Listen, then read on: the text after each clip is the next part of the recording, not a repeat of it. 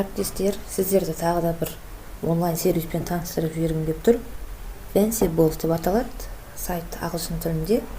Жұмыс жасау үшін орыс тіліне аударасыз.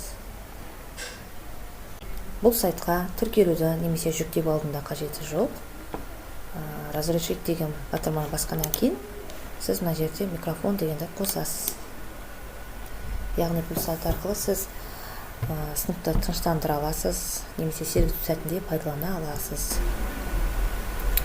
Сыныптағы дыбыстардың толқыны арқылы мына шариктер қозғалысқа ұшырайды.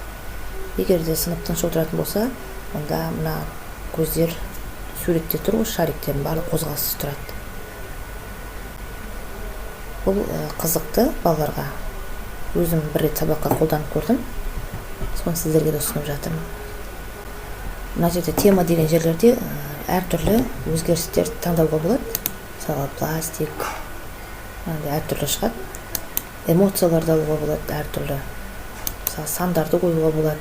Енді өзіңіз жалықтырмайын дейтін болсаңыз ауыстырып отырсаңыз болады. Микрофонды қосқаннан кейін дыбыс толқындарының әсерінен шарлар қозғалысқа ұшырайды. Микрофонды өшірсеңіз, онда қазір мына қозғалыстар тоқтайды.